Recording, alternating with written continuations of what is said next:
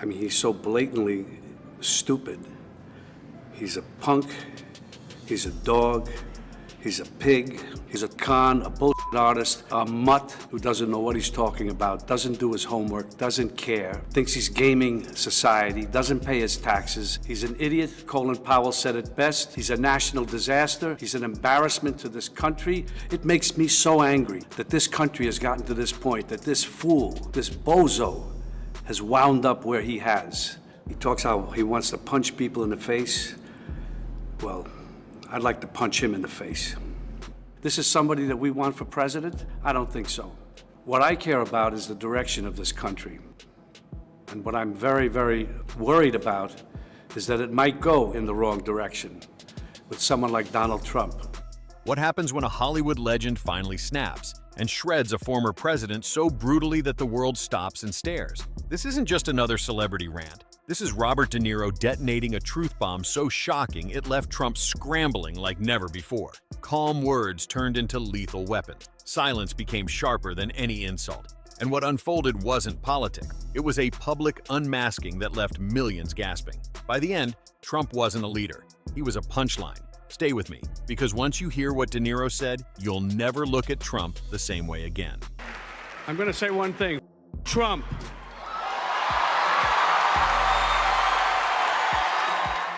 Do you think our democracy is at risk in this election? I think that it is. I always keep saying democracy is great, of course, but democracy people take for granted. It's a word that some people don't even understand. They take it for granted. It's about right and wrong, period. The guy's a monster. He is beyond wrong. It's almost like he wants to do the most horrible things that he can think of in order to get a rise out of us. I don't know what it is, but he's been doing it, and it's scary. Are you Excuse my French. Imagine watching a man who has spent his entire career pretending to be invincible suddenly stripped bare by a few precise words. De Niro didn't scream, he didn't rant wildly. Instead, he dismantled Trump with the poise of a surgeon holding a scalpel, cutting away the layers of bravado to reveal the hollow shell underneath. Trump, meanwhile, tried to fire back with the same recycled insults and unfinished sentences that have become his trademark. But against De Niro's icy calm, those insults sounded more like the squeals of a balloon slowly deflating. Each insult bounced off, leaving Trump looking weaker, smaller, almost embarrassed. For the first time, the stage belonged entirely to someone else, and Trump hated every second of it. They have a protest of Robert De Niro yesterday. He's a fool. He's a broken down fool. Standing out there, he got maggot. He got maggot yesterday. He got a big dose of it. But I just want to say it's a very unfair trial. It should have never happened. This might have been the first time he wrote about you. Robert De Niro, a very low IQ individual, has received he spelled two wrong, many shots to the head by real boxers in movies. I watched him last night, truly believe he may be punch drunk, and then he says, at the end, he says, "Wake up, punchy," he says to you.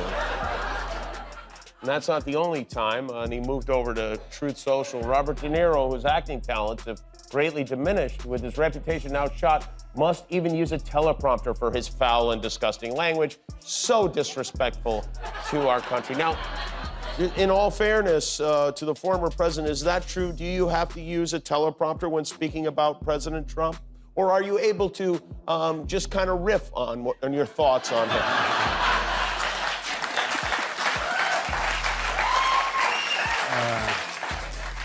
Yeah, he's so stupid. Here's the shocking part. De Niro didn't just criticize Trump's policies, he attacked the man's very essence. He called him a fraud, a bully, a narcissist addicted to intimidation. And he did it with a conviction that made the audience lean forward in their seats, hanging on every syllable. For years, people tiptoed around Trump's temper, afraid of being on the receiving end of his wrath. But De Niro stood tall and proved that the real power lies in refusing to be intimidated. He described Trump as a dangerous illusion, a performance gone too far, and the crowd erupted. It wasn't just a speech, it was a mirror held up to America, forcing everyone to see the clown behind the curtain. The suspense didn't end there. Trump's response was almost too predictable. Angry posts, incoherent rants, and desperate attempts to label De Niro as washed up. But here's the twist.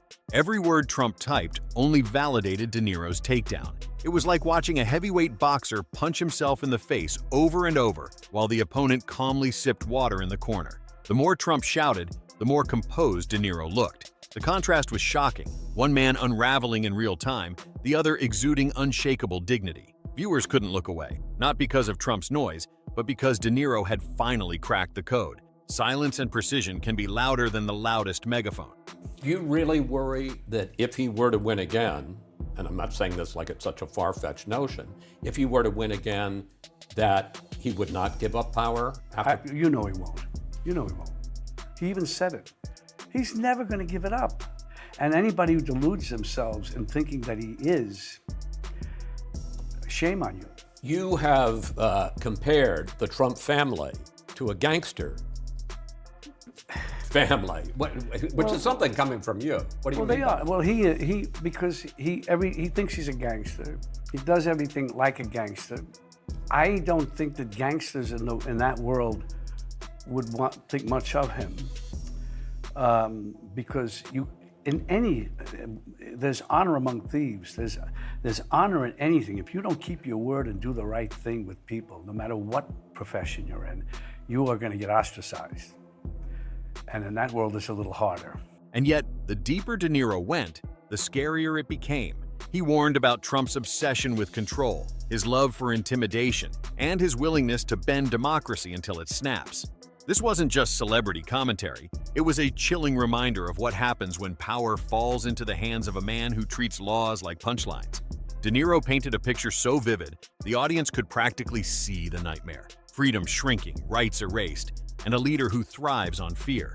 The gasp in the room was real, and the shockwave rippled far beyond that night. De Niro wasn't exaggerating. He was sounding the alarm. And suddenly America had to ask, are we listening? His former chief of staff, General Kelly, reminded us that Trump admires Hitler and ridicules our American troops who died for us. He mumbles, he stumbles, and blubbers on, exhibiting clear signs of dementia. He promoted the Project 2025 agenda. That's all in 1 week. All in 1 week. Meanwhile, Kamala Harris has plans, real plans, not concepts of plans. She's got a plan to help workers and the middle class with an opportunity economy. She'll lower their taxes. Trump will raise them. He says it all the time. You're going to raise them. For his rich friends, a plan to be the president for all Americans. It seems like a clear choice, right? Election day is upon us. We can't let up now. It's time to make one final push and elect Vice President Harris and Democrats up and down the ballot. Trump's fragile ego couldn't handle the humiliation. Overnight, his social media accounts lit up like a fire alarm, filled with insults, half-baked threats, and bizarre claims. He mocked De Niro's career, his intelligence, even his age, desperate attempts to flip the script. But instead of damaging De Niro, every rant only deepened the cracks in Trump's own image. People started noticing the pattern. Whenever Trump is cornered, he explodes with chaos, hoping noise will drown out truth. This time, it didn't work. De Niro's calm, razor-sharp words echoed louder than Trump's digital tantrums. It was a clash of credibility versus delusion, and Trump exposed himself. What was meant to be a counterattack turned into self-destruction, a meltdown so public it shocked even his staunchest defenders. De Niro's critique cut deeper because it wasn't born of politics. It was born of lived experience. As a New Yorker, he had seen Trump's antics long before the rest of the country took notice. He described him as a clown, a fraud who thrived on spectacle, and the audience believed him because they knew De Niro wasn't exaggerating. He was simply confirming what millions had suspected, that Trump's rise wasn't built on leadership, but on intimidation and manipulation. The shock landed not in the insults, but in the truth behind them. De Niro's words carried the weight of authenticity, and that authenticity hit Trump harder than any political opponent ever had. Suddenly, Trump wasn't facing another politician. He was facing a cultural icon exposing the mask. I don't mean to scare you. No, wait, maybe I do mean to scare you. If Trump returns to the White House, you can kiss these freedoms goodbye that we all take for granted. And elections, forget about it. That's over. That's done. If he gets in, I can tell you right now, he will never leave. He will never leave. You know that. He will never leave. What does that mean? Is that the country we want to live in? Do we want him running this country and saying, I'm not leaving, I'm dictator for life? And here's where the suspense builds. De Niro didn't just stop at exposing Trump's flaws. He connected them to real dangers for ordinary Americans. He spoke of democracy under threat, of rights being stripped away, of a nation stumbling toward authoritarianism. These weren't distant fears. They were warnings rooted in Trump's own words and actions. Every example De Niro gave painted a darker picture. A president who admired dictators, who mocked the sacrifices of soldiers, who openly threatened to weaponize government against his critics. The audience froze, realizing this wasn't just entertainment, it was a wake-up call. De Niro wasn't performing. He was sounding sirens. And the scariest part? Everything he described was entirely possible if Trump returned to power. When Trump ran in 2016, it was like a joke. This buffoon running for president. No, never could happen. We'd forgotten the lessons of history that showed us other clowns who weren't taken seriously until they became vicious dictators. And now he's promising to use our own military to attack U.S. citizens. That's the tyrant he's telling us he'll be. This is the time to stop him by voting him out once and for all. You're not going to intimidate. That's what Trump does, to try to intimidate. We are going to fight back. We're trying to do it all. We're trying to be gentlemen in this world, the Democrats. You are gangsters. You are gangsters. Trump's defenders rushed to his side, scrambling to discredit De Niro. They called him irrelevant, accused him of seeking attention, tried to dismiss his words as Hollywood arrogance. But here's the twist. Every smear campaign backfired. Clips of De Niro's takedown spread across platforms, gaining millions of views, and people couldn't stop talking about it. The more Trump's allies tried to bury the story, the more it grew. For once, Trump wasn't dictating the narrative. He was stuck reacting, flailing, and failing to regain control. De Niro had shifted the spotlight, and no matter how much Trump shouted, the light refused to return to him. It was shocking to watch a man so addicted to dominance suddenly lose grip on his own game. America's Philistine president has had himself appointed head of one of our premier cultural institutions. He has cut funding and support to the arts, humanities, and education. And now he has announced a 100% tariff on films produced outside the U.S. Let that sink in for a minute. You can't put a price on creativity, but apparently you can put a tariff on it. Of course, this is unacceptable. All these attacks are unacceptable. And this isn't just an American problem, it's a global one. Unlike a film, we can't just sit back and watch. We have to act, and we have to act now. Without violence, but with great passion and determination. What made De Niro's assault unforgettable wasn't just the insults, it was the calm authority behind them. He didn't look like a man ranting for applause. He looked like a man delivering a verdict. His silence between sentences was louder than Trump's constant babble, each pause cutting deeper than 1,000 words. Viewers felt the weight of every moment, like they were watching history bend in real time.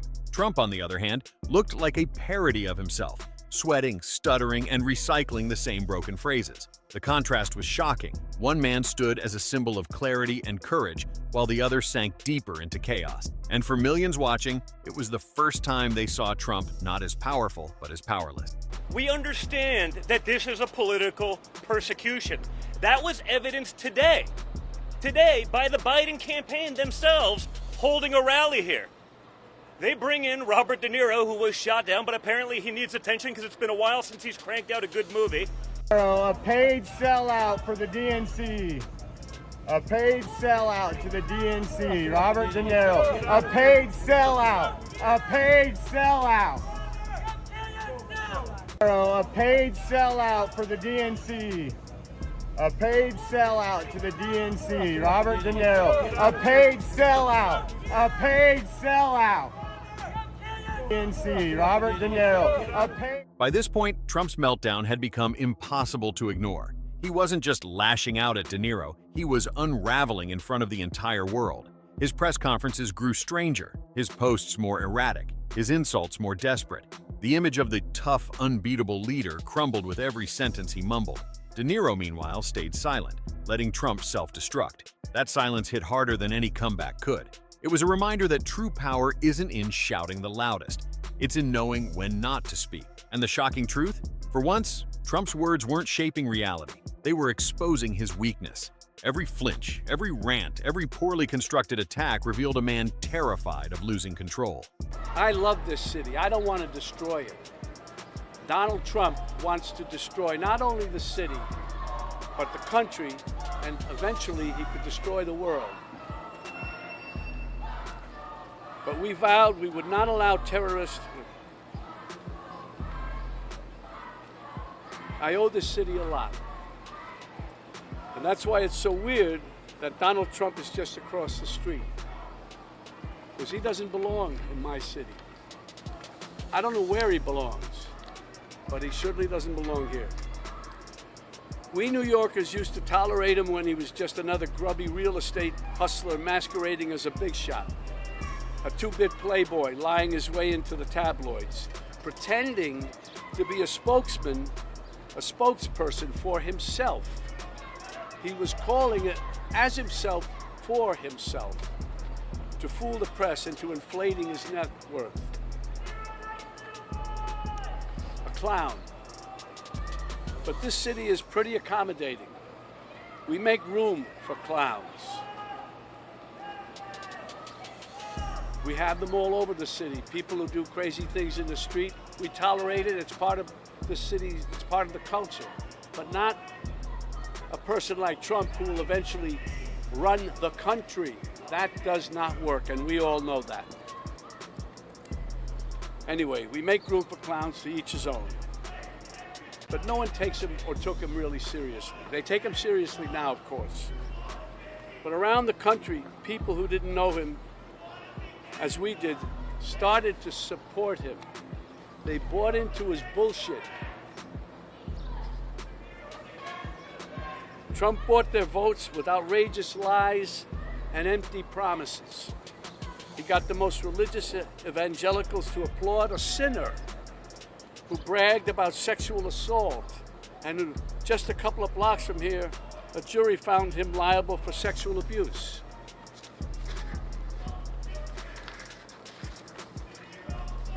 Somehow, he even got self-styled patriots to support a man who called for terminating the Constitution, and on January 6th, rallied an angry mob to threaten democracy, leaving death and destruction in its wake.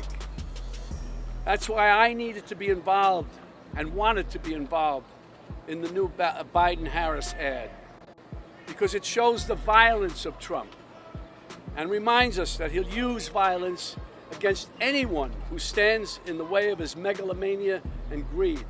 The suspense deepened when De Niro turned the focus from Trump to the people. He warned that intimidation only works if society allows it. If Americans continued to fear Trump's wrath, democracy itself would collapse. His message was shocking in its simplicity. Power doesn't just corrupt, it survives only when people surrender to it. De Niro's call wasn't just a critique of Trump. It was a challenge to everyone listening. Would they allow a bully to rewrite the rules, or would they stand up before it was too late? The audience felt the weight of that choice. This wasn't about one man anymore. It was about a nation staring into the mirror, forced to confront the enemy within. These guys are the true heroes. They stood and put their lives on the line for these lowlives, for Trump. They lied under oath. Right. Who lied under oath? What are you telling me? Those two traitors behind you. Excuse me? Those two traitors behind you. They lied under oath? That's right. What are you saying? They're traitors. They're traitors. You gotta, I don't know, I don't even know how to deal with you, my friend. I don't even know how to deal with you. They stood there, they didn't have to. And there were other ones in there who probably were in with them a little bit too, and they found a way to get around. Not these guys. They stood there and fought for us, for you. Well, they weren't fighting for me. No, they fought for you, buddy. You're able to stand right here now. They are the true heroes. I'm honored to be with these two heroes today from former Capitol Police Officer Harry Dunn, and former Metropolitan Police Officer Michael Fanone. Trump's counterattacks only made things worse. He recycled the same playground insults, mocked De Niro's age, and even misquoted him in an attempt to score points.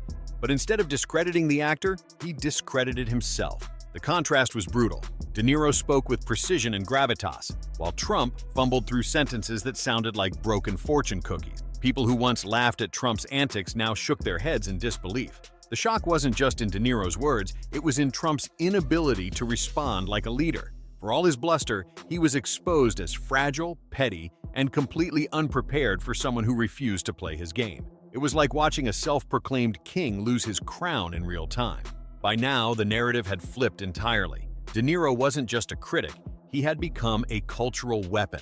His words spread like wildfire, fueling conversations across homes, newsrooms, and even political offices. Trump, once the master manipulator of media, was left scrambling for scraps of attention. Each attempt to regain control looked more like desperation than dominance. The shocking reality was clear. De Niro had achieved what few politicians ever could. He pierced Trump's armor without even breaking a sweat. And the more Trump flailed, the more irrelevant he looked. For a man obsessed with image, that was the ultimate defeat. The emperor had been mocked, measured, and dismantled, and there was no spin strong enough to rebuild him. In the end, De Niro didn't just deliver insults, he delivered a verdict America couldn't ignore. Trump was exposed not as a strongman, but as a fragile illusion propped up by fear and bluster. The suspense of the moment wasn't in whether Trump would fight back, it was in watching him crumble under the weight of truth. De Niro walked away, his legacy untouched, his words immortalized. Trump, meanwhile, was left pacing in circles, raging into the void, his power slipping with every outburst. And the shocking takeaway for the audience? Sometimes it doesn't take an army to defeat a tyrant. Sometimes all it takes is one fearless voice refusing to bow down. That night, De Niro proved exactly that.